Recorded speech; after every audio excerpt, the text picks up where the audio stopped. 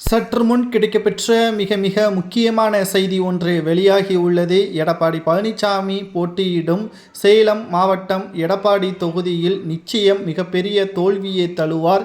2026 சட்டமன்ற தேர்தல் திமுகவிற்கு வெற்றி வாய்ப்பையும் அதிமுகவிற்கு தோல்வியையும் தற்பொழுது ஏற்படுத்தும் என்ற தகவல் கிடைக்கப்பெற்றுள்ளது. இதற்கு மிக முக்கியமான காரணம், எடப்பாடி சுயநலத்திற்காக தனது ஒட்டுமொத்தமான அதிமுகவின் கொள்கைகளையும் சட்டதிட்டத்தையும் மாற்றி தனது பதவியை தக்க வைத்துக் கொள்ள வேண்டும் என்பதற்காக எடப்பாடி பழனிசாமி அவர்களது செயல்பாடுகள் அதிமுகவின் தோல்விக்கு வழிவகுக்கும் என்று கருத்து கணிப்புகள் சேலம் மாவட்டத்தில் இருந்து கிடைக்கப்பெற்றுள்ளது.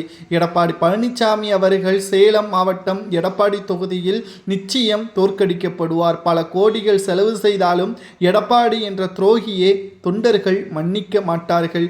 அதிமுகவை ஒருங்கிணைத்தால் திமுகவை வீழ்த்தி அதிமுக அரியணையில் ஏறலாம் என்ற ஒட்டுமொத்த திமுகவின் தொண்டர்களது நம்பிக்கை கடைசி வரை நிகழாமல் தான் போகும். ஏனென்றால் எடப்பாடி பழனிசாமி அவர்கள் உறுதியாக என்ன கூறியுள்ளார், அதிமுகவில் ஓபிஎஸ்க்கும் சசிகலாவிற்கும் இடமே கிடையாது, நாங்கள் தோற்றாலும் கூட பரவாயில்லை, இவர்களுக்கு இடமே கிடையாது என்று கூறியுள்ளார். அதாவது பொதுச்செயலாளர் பதவியை தக்க வைத்துக் கொள்ள வேண்டும் என்பதற்காக அதிமுகவை தோற்றாலும் பரவாயில்லை என்று கூறக்கூடியவர் எந்த விதத்தில் தலைவராக மக்களாலும் தொண்டர்களாலும் ஏற்றுக்கொள்ள முடியும்? இவர் அதிமுகவின் முக்கிய பொறுப்பிற்கு வர காரணமாக இருந்தது சசிகலா தான்.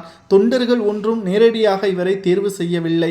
கூவத்தூரில் நடைபெற்ற கூட்டத்தின் பொழுது சசிகலாவின் காலை பிடித்து முதல்வராக பதவியேற்றார். அதற்கு பிறகு சிறைக்கு செல்ல வேண்டிய சூழல் சசிகலாவிற்கு ஏற்பட்ட பொழுது எடப்பாடி பழனிசாமி இதை பயன்படுத்தி அதிமுகவை தனக்கு சொந்தமாக்கி கொள்ள முயற்சி செய்தார். அதைப்படி சொந்தமாக்கி கொண்டார். சசிகலாவையும் கட்சியிலிருந்து நீக்கினார். அதற்கு பிறகு சசிகலா சிறையிலிருந்து வெளிவந்து பல்வேறு யுக்திகளையும் மேற்கொண்டார். ஆனால் நீதிமன்றத்திற்குத்தான் கடைசியாக செல்ல வேண்டிய சூழல் ஏற்பட்டது. நீதிமன்ற வழக்கும் தற்பொழுது வரை நடைபெற்று கொண்டிருக்கிறது.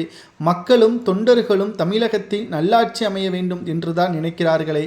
ஆனால் திமுகவிற்கு எதிராக அதிமுக தான் தற்பொழுது வரை களத்தில் இருக்கிறது. ஆனால் புதிதாக தமிழக வெற்றிக் கழகம் உள்ளே வந்துவிட்டது. இதை கச்சிதமாக பயன்படுத்திய தலைவர் விஜய் அவர்கள் அதிமுகவின் ஓட்டுக்களை பெறுவதற்கு என்னவெல்லாம் முடியுமோ அதையெல்லாம் செய்து வருகிறார். அதை அதிமுக தடுத்து நிறுத்த வேண்டும் என்றால் ஒற்றுமை மட்டும்தான் அதிமுகவிற்கு பலமாக இருக்கும். இல்லை என்றால் எடப்பாடி தொகுதியில் போட்டியிட்டு தோல்வியை தழுவினால்தான் அடுத்து எடப்பாடிக்கு புரியும் என்று பல்வேறு கருத்து கணிப்புகள் வெளியாவது சரியா தவறா என்பதை கூறுங்கள்.